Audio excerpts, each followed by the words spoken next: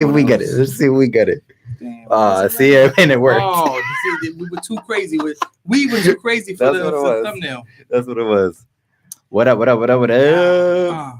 So we got to watch this. If any questions, you got that one covered, right? If there's any questions on it, I'm wearing my prescriptions. Your prescription sunglasses inside. Is asking questions yet. What's up? RevFit Radio. Hey, yo. Shawn Garcia here with your man John Rones, aka Harry. Yo, the first season that we did with him, he had like 5 AKAs. So he's tamed down. I was protecting the innocent. There are no more innocents. What's good, man? How you feeling? Yeah, I feel good, man. I feel good. Yeah? Yeah, how are you feeling? Good, man. It's been a good week. You know what I mean? I'm a little crazy, busy, but good. I had my anniversary this week. You know what I'm saying? Big up to Jenny. Yes. Jenny, what up? Big up to Jenny. Damn. 7 years. 7 That's years. a beautiful thing.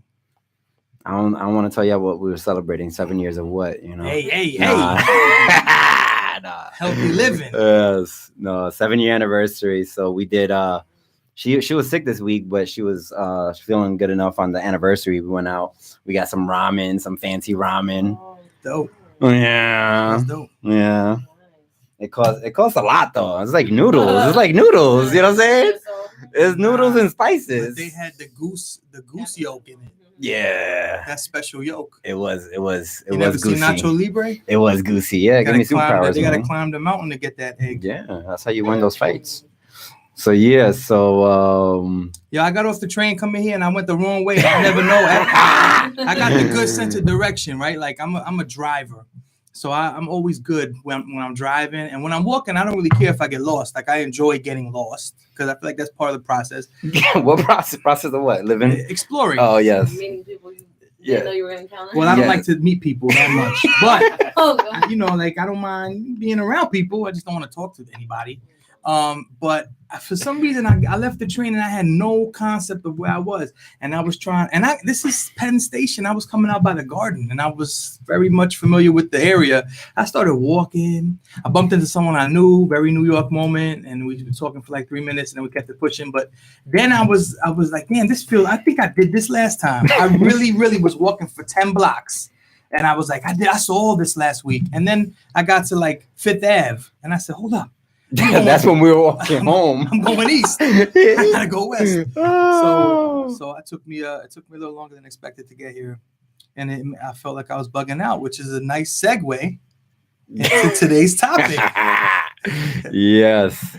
So it was a good week. It was good. Yeah, I love the weeks. The week is the right amount of time. The kids are good. Yeah, the kids at home and the kids at work. Yeah, everybody's all right, man. I'm going to play audio sound of videos of my children at home and the things they say and do. So everybody knows that I'm not joking about being a Jabari Dothraki. You wilding out. So that was good. And then tonight, me and Arsenio are hyped for all the gamers out there, all the game heads. One of the biggest games of this decade releases tonight at midnight, so we hyped about that. What's that, Monopoly? Yeah. Warcraft edition? Yeah, exactly. Red Dead Redemption. Oh, part two. Oh, man, I already got it preloaded. Yo, if y'all didn't know I was a gamer and a little bit of a nerd, now you know. I didn't know until like 10 minutes ago. That got me hyped. I play sports games because I can't play the other ones. I get dizzy. Mm-hmm. Can you believe that? Jenny does that. Jenny as well. I can't play any kind of where you see the character walking or you see the vision of through their eyes, the first person, whatever. I get dizzy in like 5 minutes. Yeah, Jenny too. She got dizzy. She got a little nauseous. All that kind of stuff. This is outrageous. But the new sport games are kind of crazy too, though. I was playing Madden. I just got that Madden, and that gets me a little dizzy too. Yeah, they're just getting really advanced. It's too real. So yeah, this joint is like Westworld. Yeah, it's like super interactive. What do they call those? Open world? Yeah, open world joints. So it releases at midnight. So we hyped about that. That's dope. We're going to line up after this and take video and everything. This is a download direct to the. You could get it console, the hard copy. I got the download joint though. Yeah, it's like 100 gigs or something crazy like that. Damn, huge. Wow. Yeah. So yeah. I just low-key downloaded the WWE 2K19 when my wife wasn't looking. So I hope she don't listen to this one. She's like, where? You downloading the games? I had to sell something on PayPal to buy it. You sold something on PayPal? Yeah, I do that now. You traded on PayPal? Nah, I sell things and then I use that money for nonsense. Nice. Like tattoos and stuff. It's true. That's what's up. All right. So yeah, this week we are discussing mental health, but more specifically mental health first aid. Yeah, again, certified mental health first aid. So this is actually on top of mind for me and Arsenio, because Arsenio is going through our trainer program right now, and our discussion this week is actually on restoration and healing. So we've been talking a lot about this. And then this past week, we hosted our most recent mental health first aid certification in Harlem, which was a dope event. Arsenio was at that. Arsenio, we got to get you on the camera today, mentioning your name so much today. Big up to Arsenio in the background producing. We also have Karen, one of our comrades. She's in the back too. We're going to get her on camera at some point, hopefully. Yeah. Word. So let's jump into it. So shout out to Dr. Sherlow. Yes, Dr. Sherlow. I was trying to get her on the show tonight. Why don't we call her? She's at some event, and then she has to mingle after. Especially. See if she's in there. If she comes on Instagram, we could definitely invite her. You got her cell number? Yeah. So hit her up on the cell. Tell her that we're talking about her. Tell her we're talking about her. See if she'll come on for like 5 minutes. Yeah, that's gonna be dope for the show right there. So, Dr. Sherlow, that's Dr. Shirley LaRoe. She's one of the board members of Revolutionary Fitness, and she also is a dope educator in the CUNY system, radical educator, does a lot of work on immigrant rights and the prison industrial complex. Nice to meet her. Yes. She teaches at BMCC full time, but she also be doing guest appearances at John Jay Hunter. I think tonight she's at Fordham, or tomorrow she's at Fordham. Dr. Shirley LaRoe, Boricua from the Bronx. Okay. So yeah, Dr. Sherlow is what she goes by. So yeah, so she's the one who has been running our mental health first aid certifications. This past weekend, she was co-facilitating it. So I was trying to get her on, but we couldn't get. She's a busy person, so we couldn't get her on this week. But we're gonna have the discussion nonetheless, and maybe we could get her to chime in. So the way I wanted to open this up, see how you feel about this, is just kind of talking about what do you define as mental health? Maybe we could start there. I don't know, man. This is one of those tricky things. I feel like this is a unique time that we're in right now, where a lot of things that I think have been sort of repressed and sort of pushed to the margins or the backgrounds of our minds and our dialogue as a society are coming up and asking and sort of claiming space, right? Asking to be sort of acknowledged and spoken about. And I feel like this is one of those things that is still not really treated as serious as it should be. And I feel like I think it has a lot to do with a lot of other things. So it's much like so many things that we deal with as people, it's not happening in a vacuum. So I think if you are a man that has mental health issues, you feel like you can't admit to that because that's a sign of weakness, right? If you're a woman, you may have responsibilities that really pull at different things in your mind, and that may push you to the brink, and then you feel like you have no one you can turn to, right? And then you have elderly folks who might legitimately have mental health issues, and so young folks getting diagnosed with things. Is it legit? Is it big pharmaceutical trying to push medicine? So I think it's one of those things that I think is real, but I don't know how I don't think we do a good job of addressing it in society, and working with young people. I know for a fact that they are quick to talk about being depressed and anxious, but not as quick to seek, even holistic remedies. They will self-medicate fairly quickly. And I get that, but it seems like people are quick to run to the doctors to get, prescriptions for things. And there's a lot of malpractice. Yeah, you know, I think so. You know, it's worth discussing, but like so many other things, I feel like I don't really know enough, except from what I experience day to day and see in my life. And I know I have a lot of family members that have dealt with depression and other things that are related to mental health. And I feel like we need to do more work here, you know? Word. And I think too, for me, the way I like to speak about it is that all of us are, you know, have to be mindful of our mental health. Mm-hmm. That's something that we all probably are not mindful enough as, you know, of, like you're saying, or we're not allowed to be. Yeah. We're somehow seen, you know, we're weak, or we're, you know, especially as folks who come from oppressed communities, it's like, you know, we already know it's bad, you know, like we ain't got to talk about it kind of thing. Yeah. And that kind of line that we've been told for a long time. But then also too, so we have everyone dealing with their mental health and trying to keep good mental health. And if you live in oppressed communities, obviously it becomes even bigger of a battle, less access, all that kind of stuff. But then we also have mental health disorders, you know, people who are living with mental health disorders, mental health issues. So the stats on that, I mean, are pretty staggering. I'll throw some numbers out. So 1 in 5 folks in the US are dealing with a mental health disorder, right? And that, you know, varying disorders and at varying severities. And also 2 people living with multiple mental health disorders, people living with, you know, people going through periods where their mental health disorder is really challenging them, and then periods where it's not challenging them, right? Like this ebb and flow kind of thing. So 1 out of 5, of course, in oppressed communities, those figures are higher.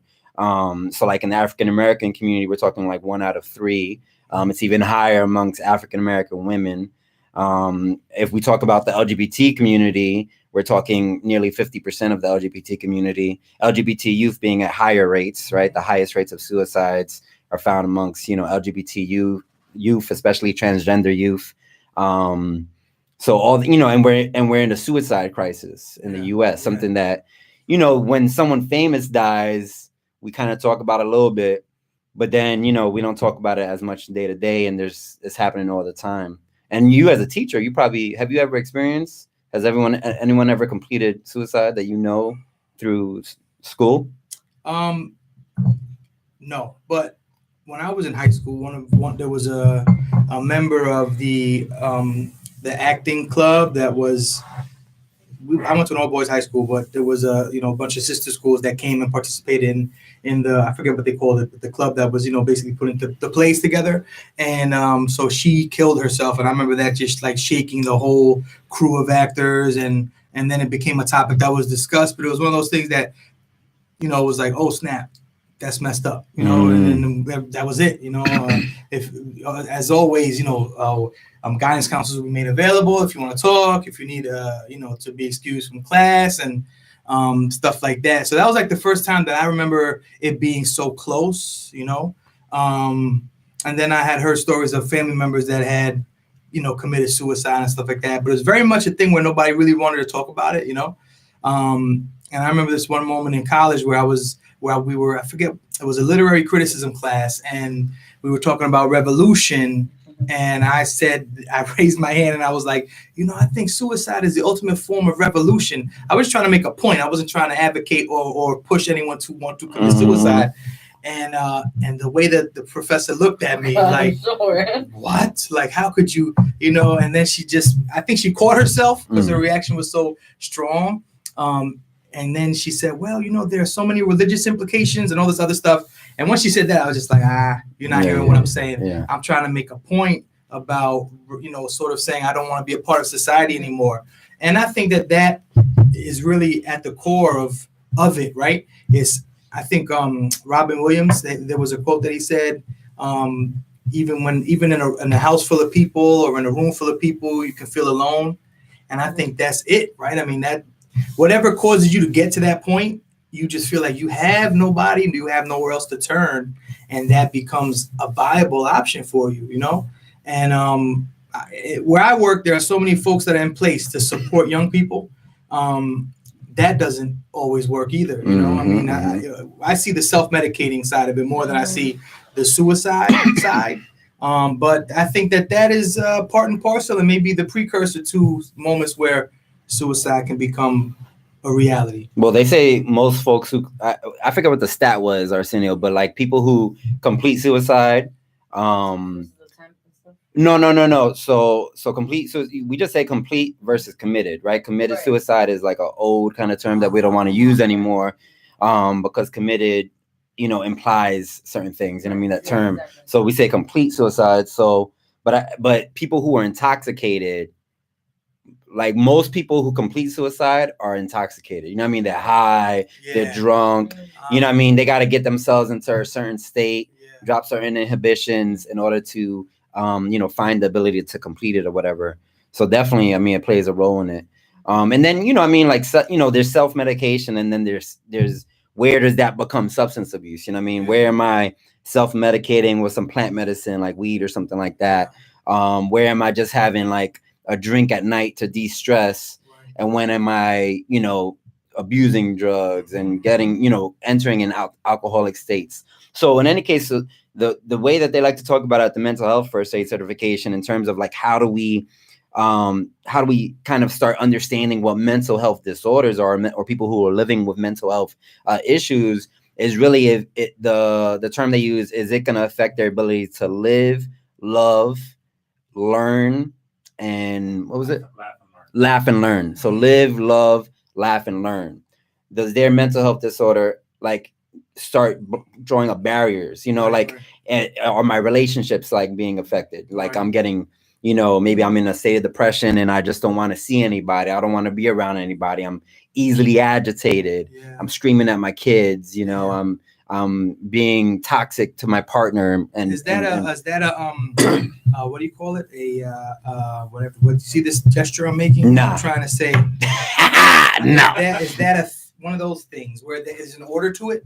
So nah. I think it's just a rhyme kind of thing. Okay, how it rolls off the tongue. It's not like an acronym or nothing. It seems like there would be a sequence. That's what I was. Yeah. It seems like there might be a sequence there, right? And live might be the last one. Mm-hmm. Laughing might be the first one, right? Yeah, and maybe. You stop laughing, and if you do, then whatever the other ones are up to learning, like living, right? Like damn, what is your life? But you see that all the time as a educator, kids who are going through some kind of mental health crisis, who are just like their ability to learn, absorb knowledge, be present is just not there because of all the stresses they're dealing with in life. I heard the phrase, I don't know if it was intergenerational. I think it was intergenerational trauma, or whatever the term was. It'll come to me. Where it's just like there's so much trauma in your family's history and in your people's history that you just carry that shit. It's in you. And there's no doubt that is a thing, whether it is encoded in your genetics or whether you just feel it in the energy of your life. So I don't know, as I've moved through my career as an educator, I've learned a lot more, but I realized that I've been a restorative person my whole life. And then when I became an educator, there was no question that was certainly what I wanted, my approach. I saw, like, when someone walked in the door, that person didn't have a good night. That person didn't have a good morning. I'm not worried about teaching this person English or, how to study for a test. I want to make sure they're good. I want to go get them some food. I want to put them in a position where they can take a little nap, and luckily I was in a school where the leadership and the admin team was open to that kind of stuff, but there was still moments where they had a problem with something. Well, not luckily, because you told me how you make sure you're in those spaces. Yeah, well, at that point, I didn't know any better. I just had to get a job, right? Yeah. So I got hired, and I was lucky enough to land at that place. Yeah. I've always been the kind of person where if I don't feel right in a space, I'm gonna leave, regardless, right? And so I was there, and then I started developing. They sent me on all these trainings, and everywhere I went, I always felt like these people had an ulterior motive. Aside from selling the program or like a system, they weren't really trying to heal wounds. They weren't really trying to heal harm. They were trying to get students to perform and forget the trauma, right? Like to compartmentalize that. And I was like, I remember this one, I don't want to say the name, I will though. Life Space Crisis Intervention was what it was called. And they were like, yo, you got to be able to reverse engineer the person's moment, their day, until they get to the moment where the thing they're really upset about happened. And once you do that, then you show them, look, that's what you're really mad about. You're not really mad that the teacher put the pencil down that way. So forget about that. and forget about that. You're here now. Let's do the work. And I was like, what? That's what you want me to do to young people that are messed up right now, like in that moment?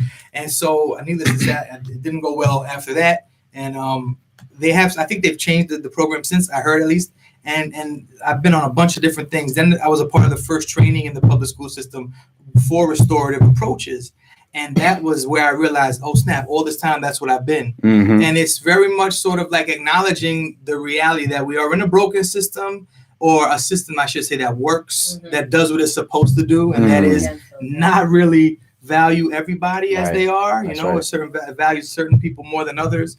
And, you know, I work with the young people that are usually on the short end of that stick. And so that is already putting you in a position where you're easily susceptible to experiencing some sort of mental duress. And the more you deal with it, the more it should develop naturally into something that becomes a real problem. And disengagement and acting out and all those, you know, symptoms or whatever, or manifestations of feeling like you're unwanted, not respected, not valued, right? And I think that ultimately, unless there's some sort of chemical imbalance, right? Because I think depression, they can sort of point to certain chemicals that are off. I mean, that's a different issue. That's science that I can't. Well, also too, a lot of is this question of nature and nurture. You know what I mean? Like a lot of, you know, am I born with this? Is it something that's I've developed through trauma, through experience? You know what I mean? It's hard to say. There's so many factors. It might be genetic if you have people in your family that have been depressed. You might be predisposed, all that kind of stuff. But definitely, I mean, you know, definitely if someone, especially you're dealing with high school kids, you know, and people who are like getting closer to 20 years old, some people past 20 years old. I mean, they probably you've been going through this lack of, you know, engagement and support, you know, for the better half of, you know, 15 years. And a lot of the studies show that the issue is that there's a lack of ability to get people that early intervention. You know what I mean? Like people are living with some kind of mental health issue, you know, going through crisis here and there, and is not really being treated. And we're not only talking about medication, but just like having therapeutic support, all that kind of stuff. And I mean, the figures are like most people are going like 10 years without getting any treatment. And by then it's like if you get an injury working out and you just keep working out on that injury, you could probably do it, but it's not going to be good for you, and you're probably going to feel even worse afterwards, you know. So a lot of these kids, they're going through a lot of this conditioning and training and this lack of support for their mental health. And it's just reflective in the statistics that we're seeing in our schools. And then you have them in homes where, you know, their parents might be, you know, stressed because they're having a hard time at their job. And when they come home, they're tired. They're not making enough money to pay all the bills, you know, so everybody is out of balance.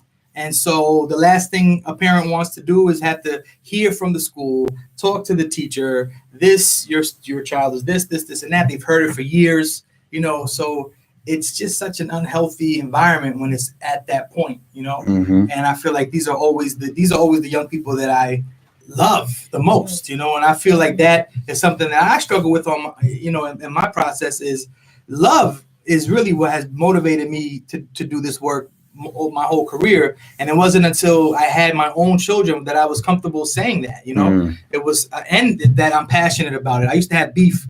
I remember there was this book called The Passionate Teacher that we had to read. I don't like to read those things that they make us read, so I never read it. But I was present for some conversation that was had about what was read. And they were saying, you got to be passionate about what you teach. If you're not passionate, it won't ever translate to it. And I always say, passion is dangerous, because you could be teaching something that's wrong and be passionate about it, and then you're force feeding them some bullshit, you know. And passion leads to a lot of wild things that, you know, I don't think you should be bringing into the classroom. So, and then I came back around, you know, I came back around and realized that I'm passionate about this work, and I'm passionate about reaching young people that haven't had that person or haven't found the right recipe and the right mix of people to support them. And I was like, now I get it. It's a different kind of passion, but passion isn't the devil, you know what I'm saying? Isn't the bad thing. And love is at the center. And I want to give a shout out to my homie Linda, who she walked in super hippied out. I mean, had peace signs painted on all her stuff. And we went in the South Bronx. And, you know, she grew up in Venezuela, so she spoke Spanish, but she looked like a white woman. Mm-hmm. And these kids didn't know what to do with her, right? Even me, I'm Puerto Rican, and they thought I was white because I don't speak Spanish and whatever, light skin and all that. So all my Dominican students were like, Rene, you Puerto Rican? Like 3 years into knowing me, right? Well, your last name, like, too. That's my last name, no doubt. Jenny get the same thing. Jenny Data. No one ever knows that she's Latina. They're looking at her like, you look Latina, but... They're so confused. Especially now, we got all these Pacific Island people. I got kids like, yo, Rene, you Hawaiian? I get that all the time too. Nah, but you know, I'm with it. I like so, but you know, anyway, the point is that Moana, she used big to up to Moana, yo. Holla. You're welcome. She used to always say, I love you to the students. And that was the first time I heard a teacher say that. And I would be like, you thought it was inappropriate? I was like, nah, because I knew it wasn't coming from her, but I knew I couldn't say that, right? I'm 25 years old.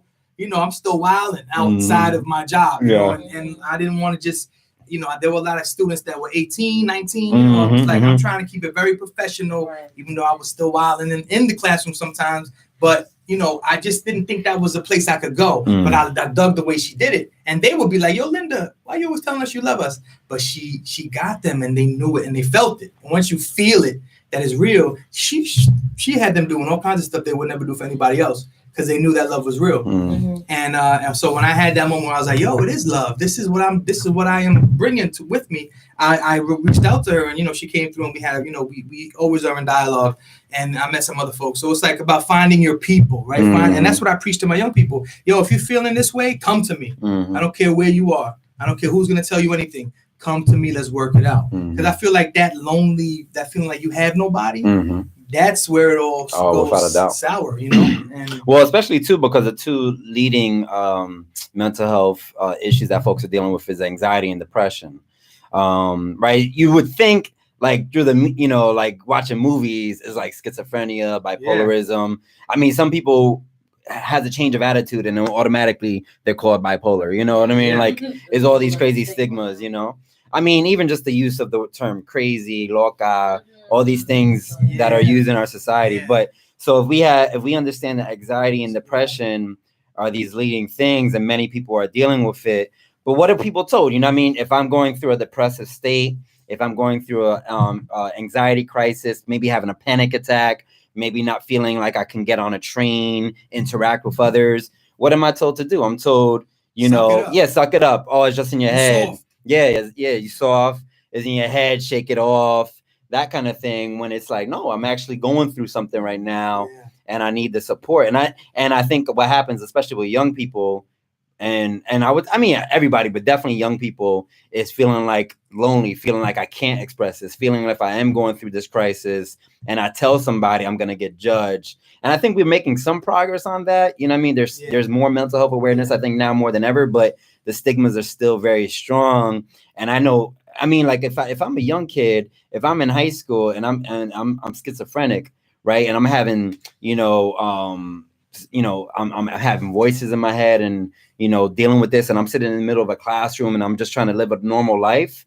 I'm not going to feel confident enough to go up to anybody and tell them that I'm going through that. You know what I mean? I'm going to be scared. I'm going to be ashamed. I'm going to feel like, oh man, like maybe they'll kick me out. Maybe I'm not welcome here. All these kind of things. And this is super common.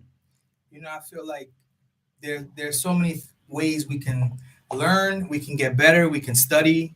But I feel like at the heart of it all, it's just people, man. It's like if we can relate to each other, we can support each other better. Yeah. And I feel, I've been thinking about this a lot, and I never really have the right way to say it, but I'm going to say it anyway. I really feel like there's something about a capitalist,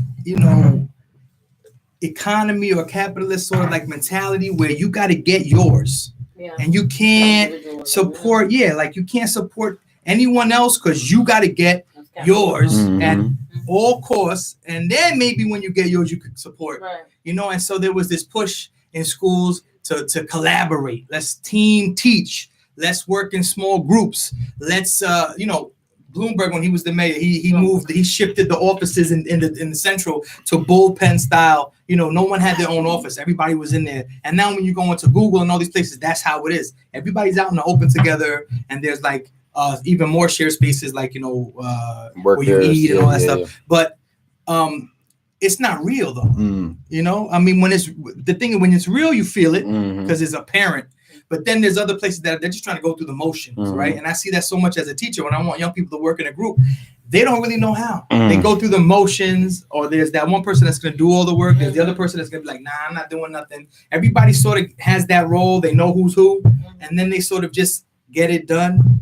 But they're not really trying to like step out of their comfort zone and really learn about each other and really trying to see how we can support each other. Who's good at what? You can handle that. You got skills with drawing. You could draw something. I mean, if we just took time to really learn about each other, it's very well, in certain spaces, I think it's changing now. It is changing now, I think. There are spaces where people realize this is what we need to focus on. We need to focus back on our humanity and work together towards a goal. And I think that will do a lot to sort of like make some headway in this process, right? Not saying that's going to heal, but I'm saying it's going to create a space where people will feel more comfortable talking about the things that are going on inside of them, things that they need. I mean, you'll be surprised.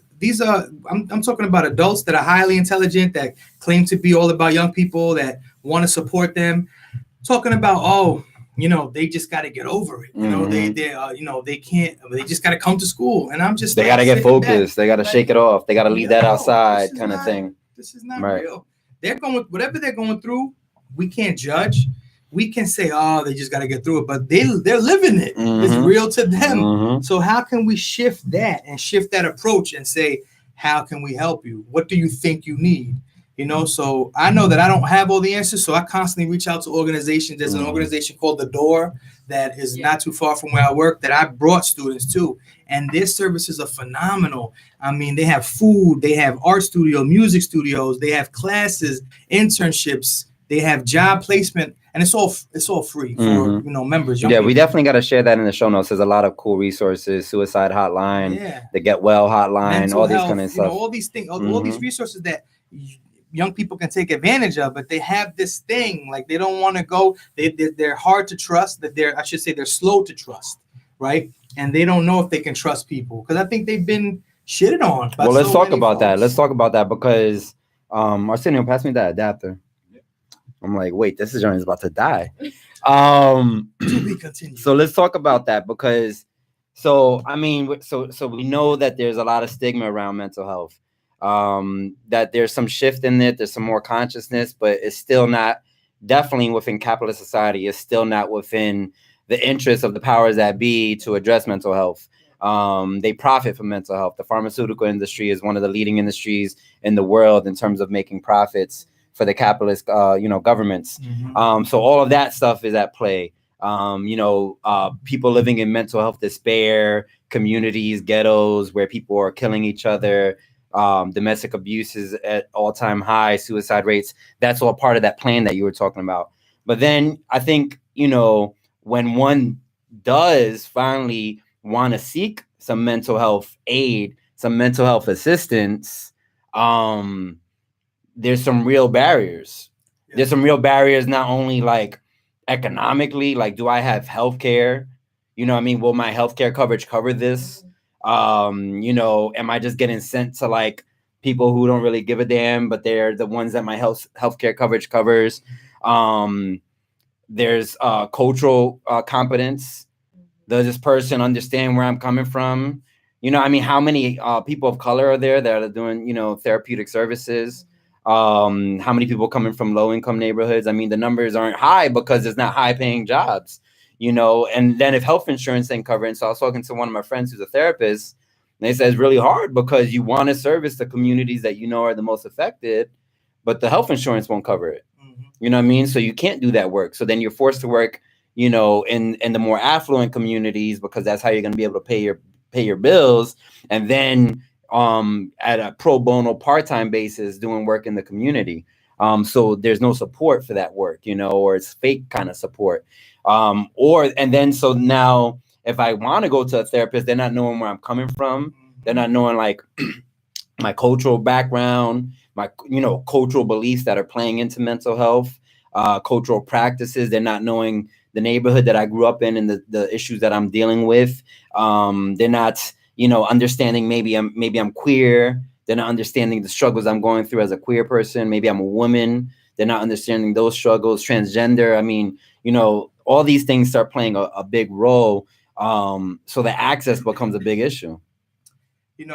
As you're describing all the challenges, I'm just even imagining being the person of color who's a therapist and having to try to work in these affluent areas. Right. And the minute that they walk in and see you, they're like, oh, nah. Well, they won't say, oh, nah. They might be like, oh, no. Yeah. Oh, no. Oh, no. What do I do? There must be a mistake. Where is the therapist? There must be a mistake. Are you like the Are you the receptionist? Where's the office? Did they let you sit in the big chair? If you walked in a therapy session, you saw Rene, I'd get hyped. Yo, fam. But if they walked in and saw Rene, they'll be like, oh god. No, it started to connect. No, I lost the connection. It Oh. was on Facebook like this one time. oh, dope. No, it is still on Facebook. The faces, I guess, sometimes when people come in and they see me as the Who, like the parents and stuff? Yeah, it's funny. I think that they sort of know now, right? But still, every once in a while. Then one time I had this woman who looked like she was part of the Dora Milaje. I was like, yo, she was a mom, and she I got introduced to her by a colleague. And then she just said hello to me. But the way she said hello was like, she, just said, what's up? And then my colleague was like, this is one of our new teachers. She was like, oh, she was like, oh, we need you, brother. We need you. I was like, thank you. She was like, yo, the kids are going to love you. Thank you. She got hyped. Yeah. And I was like, see, people get it that need to get it. You know what I'm saying? True. And I'm not worried about anybody else. I got a tattoo on my foot. Only the willing. That is my motto. If you ain't with it, I'm not with you. You know what I'm saying? I'm here for who's willing to do this work. Right.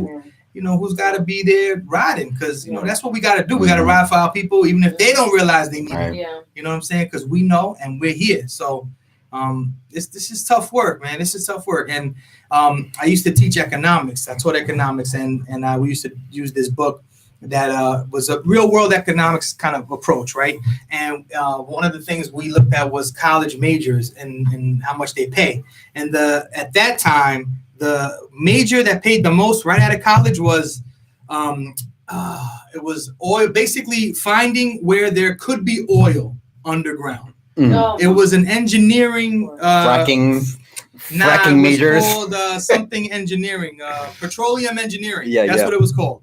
And it paid like $123,000 undergrad fresh out, right? Not even no grad, straight out. In the war in Iraq. Yeah. And then the ones that paid the least were clearly those that were servicing people. Right, the ones social work, teaching, all those things, right? And so it's like, okay, we see what society values. Yeah. We see that they don't value people. They value products and services and money, right? So if you're trying to make money for people, you're gonna make money. That's the STEM field makes you more money, right? Whereas us in the more humanitarian field, it's like, well, you're not gonna make that much. But whatever.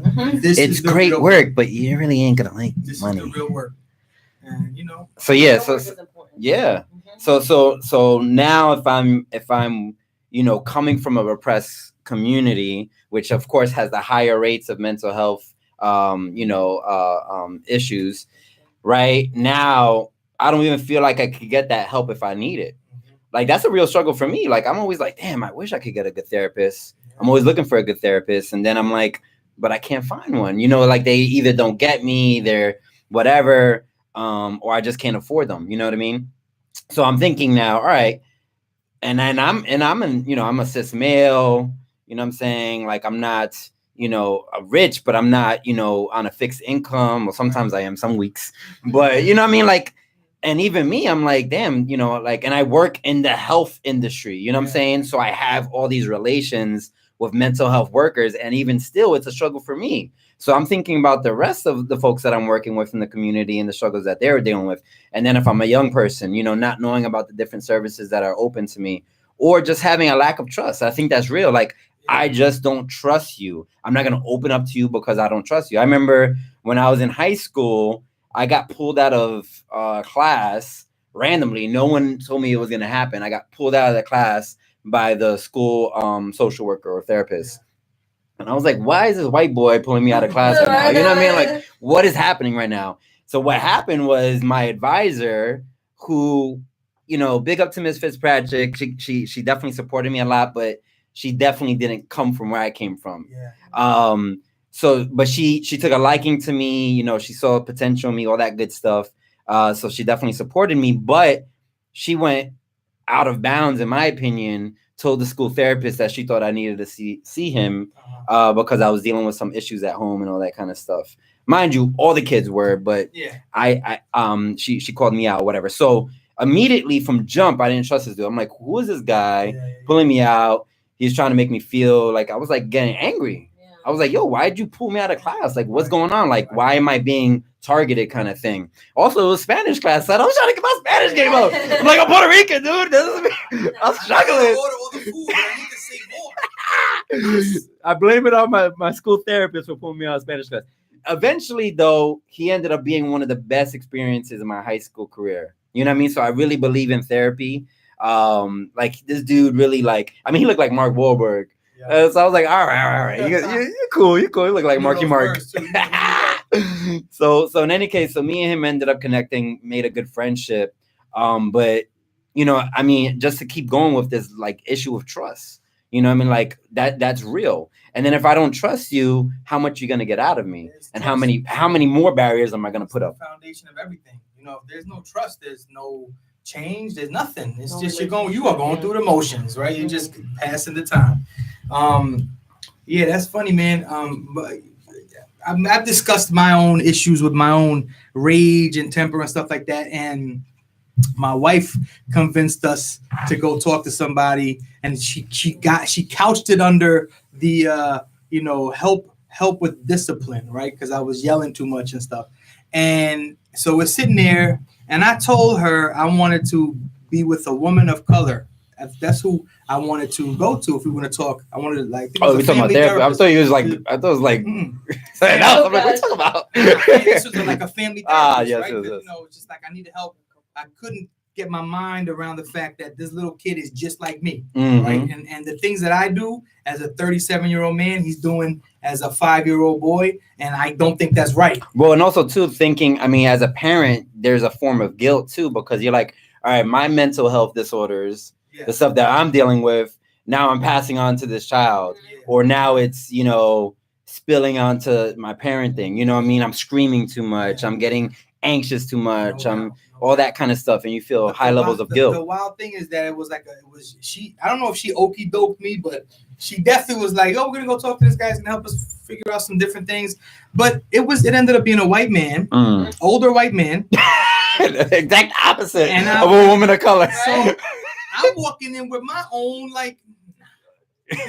There's nothing this guy's gonna tell me that I'm gonna vibe with. Yeah. Because he's telling me all this like out the textbook stuff. Right. And I'm like, yo, fam, you don't get it. I got these little wildlings at home, yo. Like, he's like, well, you know, and then his whole, you know, monotone, super, like it was like a movie type of dude. And I'm like, this is why nobody wants to come to this shit. And like, this guy's not hearing what I'm saying. Yeah. Like I'm talking and he would just be looking at me and he's like, why do you feel that way? Did you just hear what I said? This kid would throw that shit across the room, you know what I'm. So he's like, oh, and you would react to that?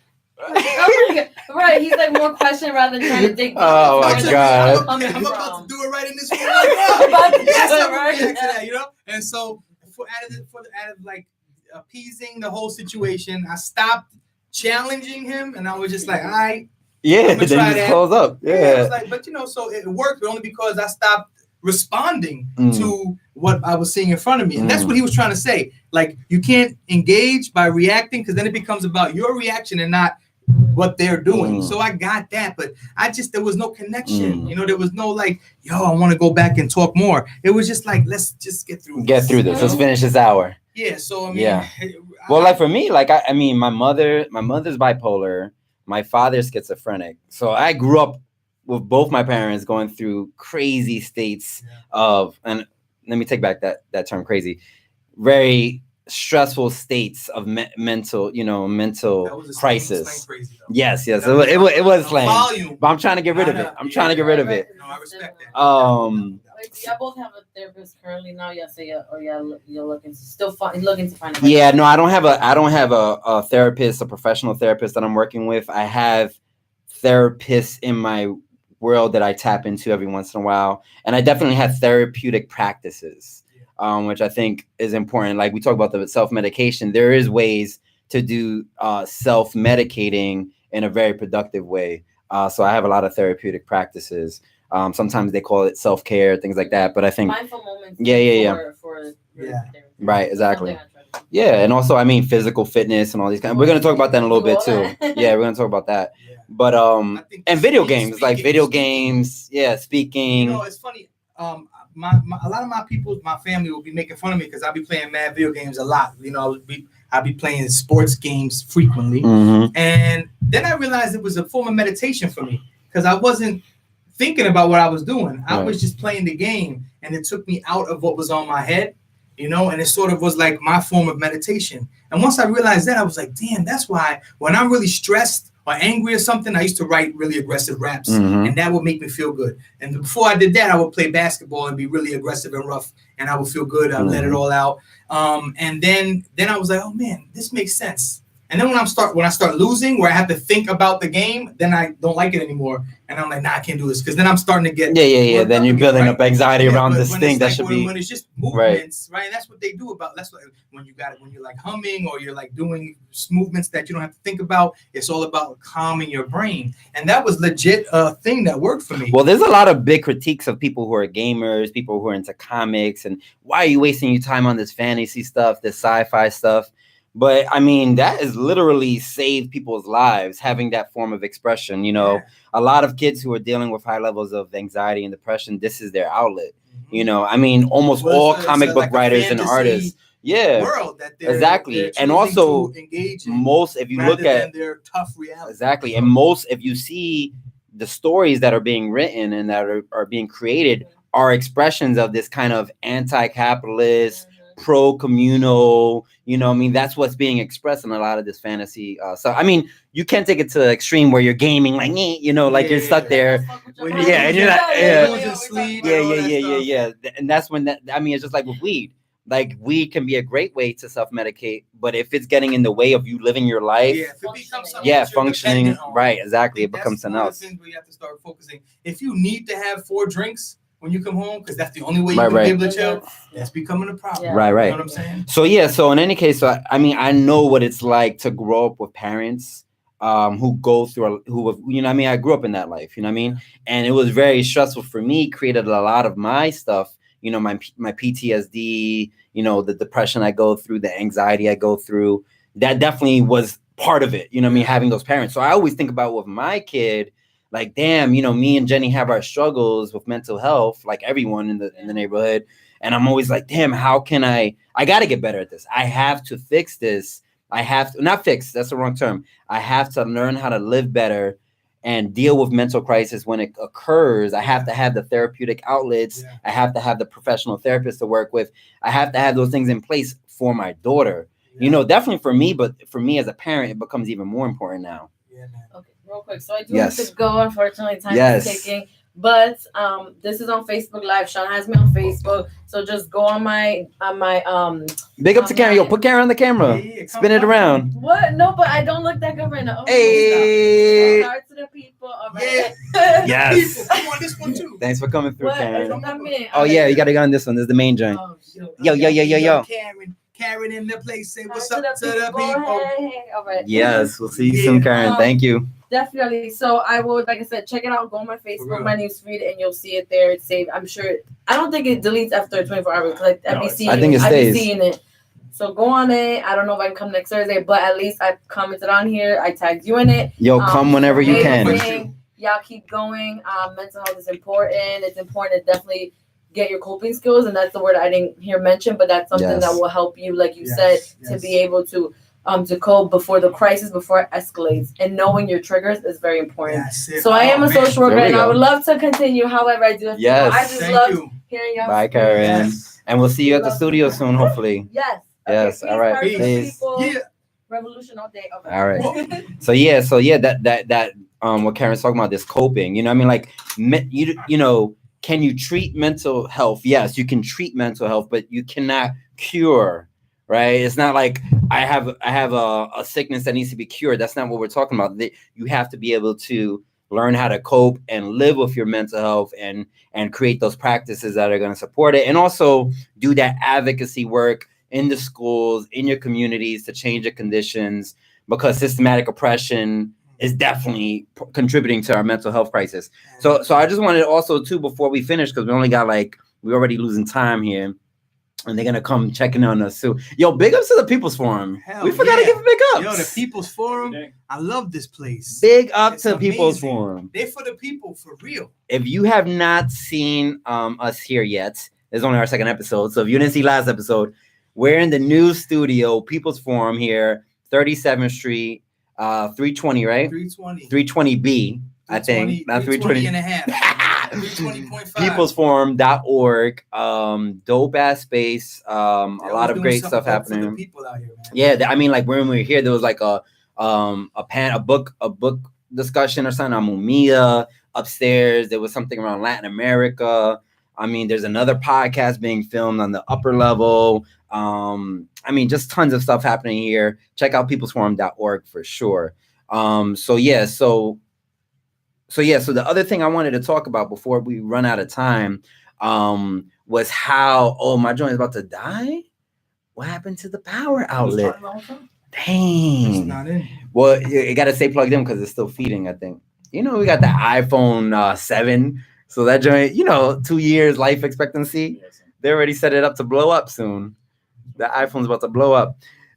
7 Plus though, holla. So how mental health affects other forms of fitness, or health rather. So a lot of times, and this from a fitness professional, I'm also speaking to the other fitness professionals out there. We got any comments or questions? I don't know what I just did. I'm trying to. Oh, you waving at people?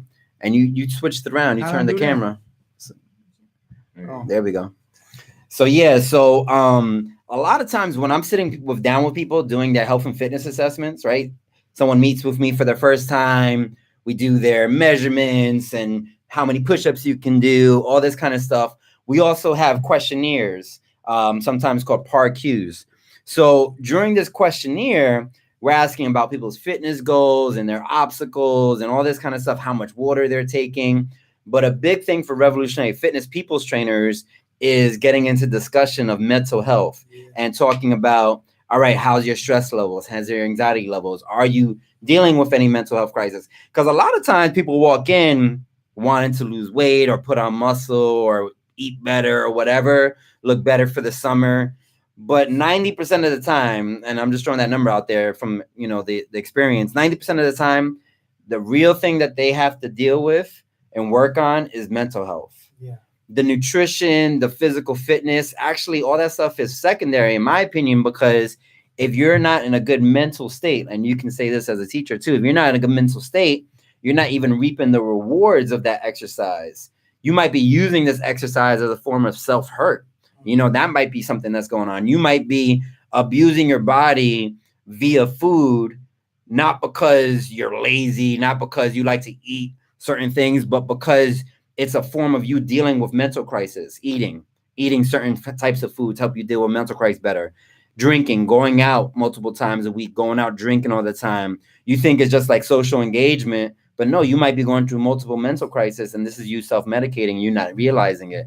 You not getting sleep, you having a low sex drive. All these things are indicators, are these flags that we see that we're like, okay, maybe there's something else that we need to address. And for me, obviously, it's out of my scope of practice. I'm not a therapist. I can for sure give people practices that are going to help them cope, especially through physical fitness and nutrition. But I'm always like, okay, let me find people who I can refer my folks to.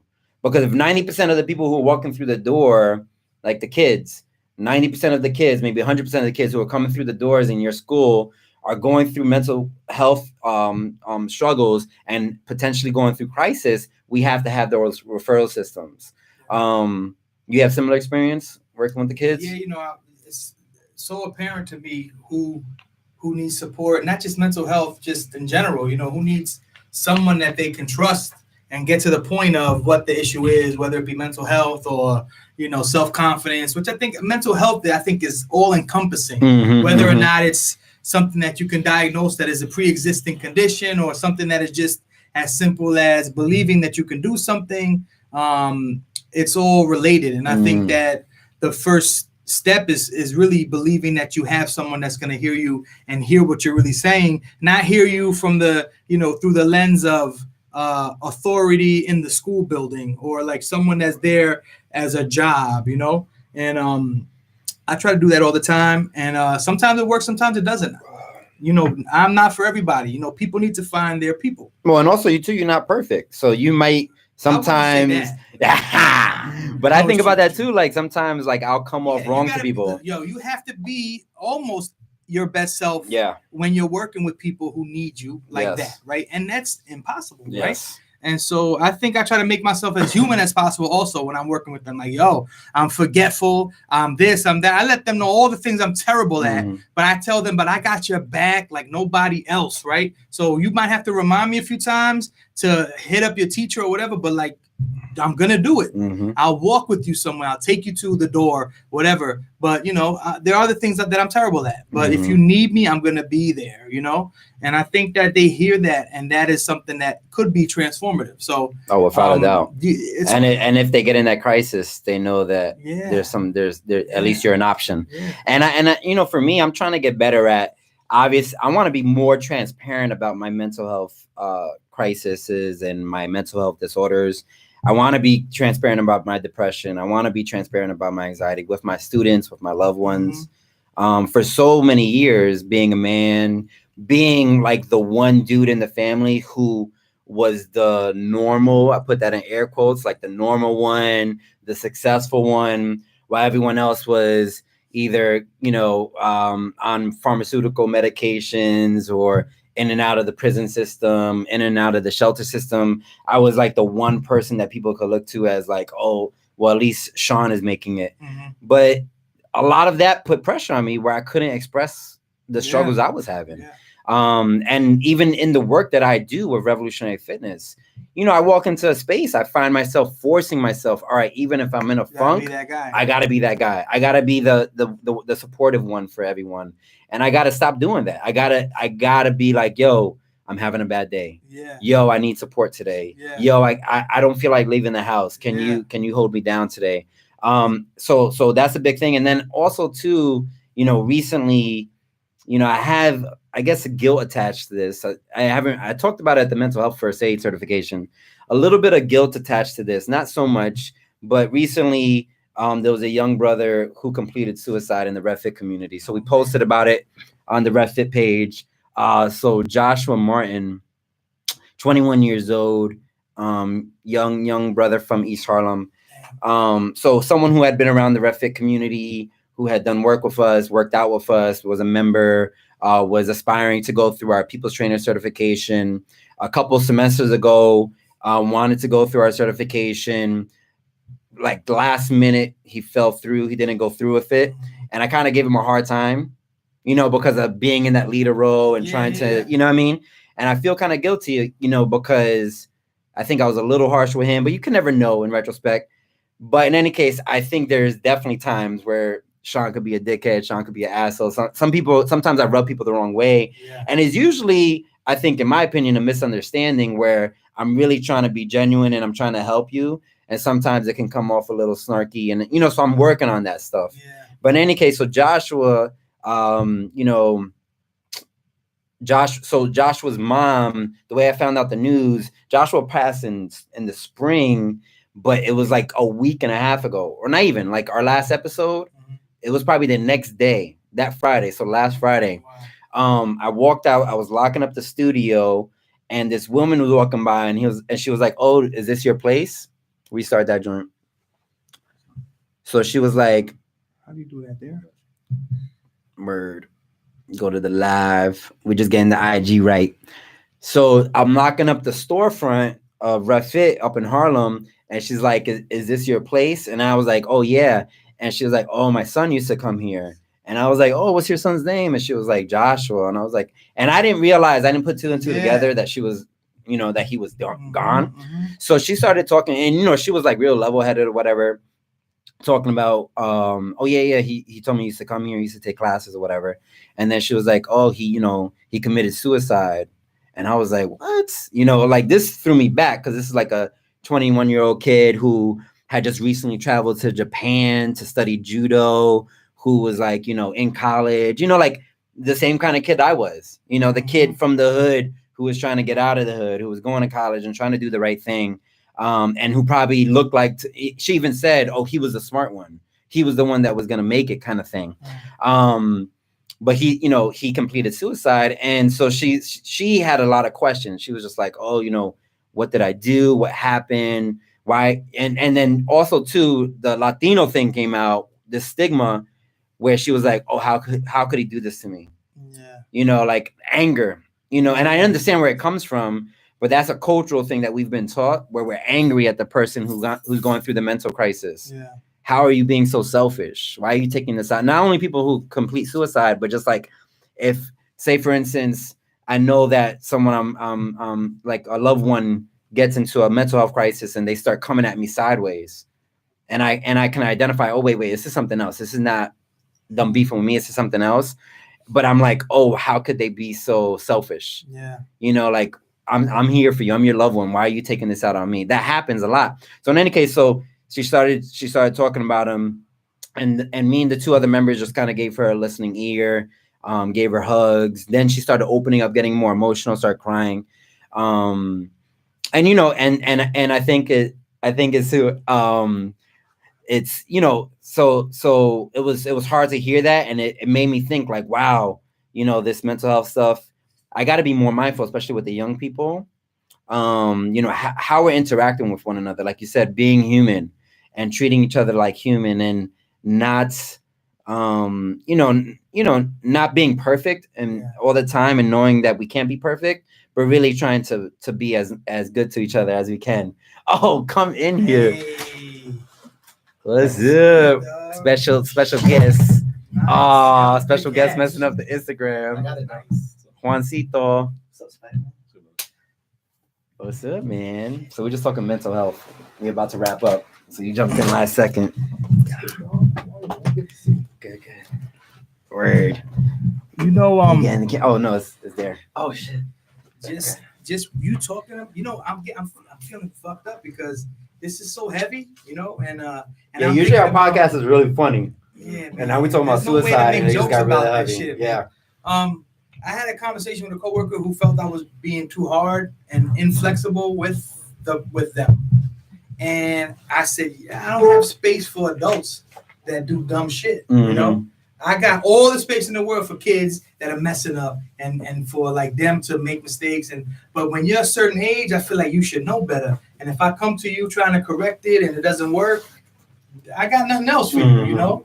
And I've been that way for most of my life. I've gotten better lately, but I've been really inflexible with adults in my life.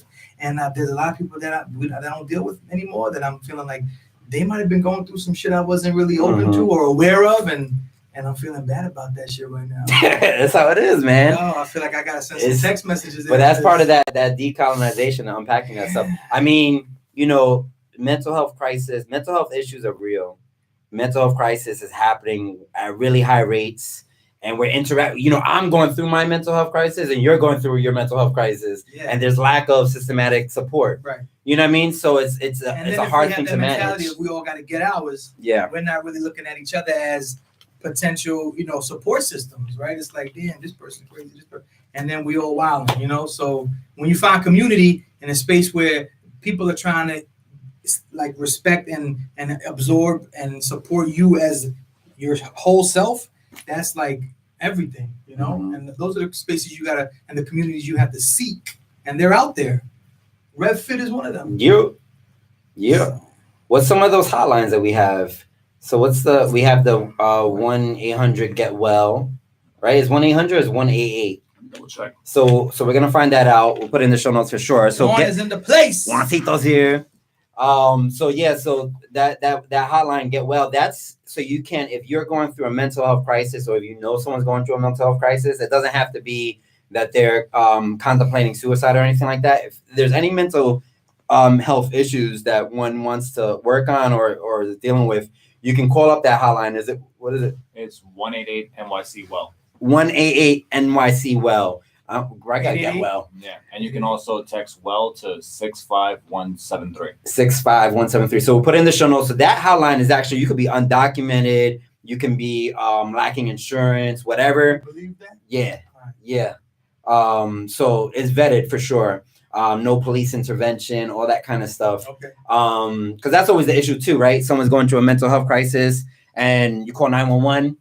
And they send the cops, and someone gets killed. You know what I mean? You know, there's certain members of our community that don't even think about supports at all because they just feel like that's not an option for them. Mm-hmm. And I feel like, you know, members of our community think therapy is like not a thing that we should be doing. Right. You know, and so like if you're in that position where you're like, maybe I need to go talk to somebody, you gotta try it. You gotta go do it. You know, maybe that's something you don't have to share with everybody because you just avoid that.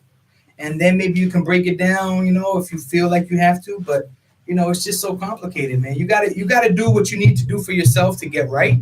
And then you can think about ways that you can sort of like open up to the folks around you that you may be feeling unnecessary judgment or, you know, receiving that judgment from. It's just so tough, man. I'm just thinking about all the folks in my family that be making fun of therapy and stuff like that. Yeah. It's like, yo. Or making fun of family members who are going through mental health crisis, all that kind of stuff. That's your crazy aunt or something like that, you know? Yeah, right. So definitely that hotline, go through a mental health first aid certification if you haven't yet. There's a pretty good city initiative doing mental health first aid certifications for free through Thrive NYC. Here at the People's Forum, we're going to be hosting one in the next couple of weeks. We got to get dates sorted. But there'll be one at the People's Forum. There'll be another one at Revolutionary Fitness, I think in January or February. So definitely go through one of those certifications. That's going to help you understand mental health better, get rid of some of the stigmas. And then if someone's going through a crisis, help them deal with it. If you're having suicidal thoughts, if you're contemplating suicide, if you're charting out your suicide, you know, talk to somebody about it. I'm not saying they're going to change your mind or if that's even their role, but talk to somebody about it. We have any hotlines for suicide? I forget what the major one is. There's some that are just like national suicide hotlines. There's also specific suicide hotlines for women, the transgender community. We'll try to get all of those resources into the show notes as best we can. There's got to be some directory somewhere. Yeah, the national one is 1-800-273-8255. That's right. 24/7. That's right. And also too, like if someone is hurting themselves or like, you know what I mean? Like, don't say, oh, this person just looking for a cry for help. They're just looking for attention. Like all this crazy stuff. Yeah. I mean, again, I'm using the term. I'm trying to stop using that. So, you know what I mean? Like if someone is hurting themselves, if someone's contemplating suicide, if someone's going through despair, like, you know, aid them as best you can, but definitely get that professional support. Yeah. If you think it's a cry for help. Right. Yeah. You know? Right, exactly. You don't have to be the one that provides the answer, but like reach out and see if you can put them in contact with someone. I mean, not sort of stepping up is probably the worst thing that you can do. Yeah, how many times has someone committed suicide and then afterwards everyone's like, oh yeah, I noticed they're changing their behavior. Oh yeah, I noticed this. I noticed them doing this weird stuff. You know, it's like if you notice it, like what's worse, having that hard conversation with somebody? Yes. Or like them losing them. Right, exactly. Had that hard conversation and be wrong. Yo, hit somebody, you know, like, yo, are you good? Like, how are you feeling? Are you contemplating suicide? Like, have those conversations, you know what I mean? And if they're not contemplating suicide, then good. Like, all right, so then we can talk about that or whatever. You got any thoughts on this one? Yeah, definitely. Well, I was like, Ethan. He's like, yeah, I got like. Get in the camera. Sit down. Nah, I'm take your seat. Nah, I need to stretch my legs, man. You know how it is. Get the hip flexors open. Yeah, like I think a big part of it is just having those conversations that aren't about like, oh, are you contemplating suicide? Mm-hmm. It's like, how are you doing? And not like good. Right, even before that. Because people are like good, right? Like people don't really like we ask that question at least in New York, it's like hi. Yeah. It's like you say, how you doing? Yeah, how you doing? Good. Yeah. It's like, hey, hi. That's it. Like not really sitting down and with your people and having these conversations about like how's work? You know, no, really, how's work? You know, how's your relationship doing? How have you been feeling? Like, cause I've hang around with my boys, and you know, we have those conversations. But before, it was something where it was just we would talk about what movies on, or not even talk sometimes, right? Yeah, just be watch with each other, chilling. Yeah, just chilling. So instead of that, like have this conversation. And that thing that you said about like therapy, that's part of like being poor and being also a person of color. Like being poor is a big portion of it, because not only people of color, like in our society is like kind of like highlighted when a rich person commits suicide, but there's poor people killing themselves every day. There's poor people dying every day. And it's really because of like things like income inequality, right? Mm-hmm. Right? Like the highest population of people that commit suicide are people that are going through like economic depression. Like the biggest time in the, I don't know if you spoke about this already, but like the biggest peak of like suicides was during like the Great Depression, during the recessions, right? Where you see like people that like are working, right? Are meeting the standards that are met by our society, which is like work hard and you'll thrive. And they're working hard and they're not thriving, and they feel like a failure because that's what the society tells you. So we need to be able to have that conversation and also talk about the greater, right? Is we can stop suicides on a one-to-one basis if we're having these conversations, but like not until we have real systematic change can we really like cure this. Right. I feel like there's another thing, another component to it is show love when you can, you know, let people know how you feel about them. Because that a lot of times is so also transformative, right? When you feel like you got something to say to somebody, let them know how it is. You know, don't wait. Yo, send a little love. I do that a lot in class. I say, yo, write someone's name down who you haven't thanked in a while for something that they did for you. And then at the end of class, I'll say, go back to that person and send them a text right now. You know, and when I first started doing that, kids would look at me like, for real? And I'm like, yeah, for real. And then as we kept doing it, it was like, oh, yeah, we know. And so that's something that so many kids were like, man, thank you for doing that, because I hadn't thanked my mom in so long. Or we used to have kids call the person on the spot, like, yo, call mom and say, I love you. Mm-hmm. You know, kids that would have beef for, you know, mom showing love. She's so annoying. Nah, never call mom right now and say you love her.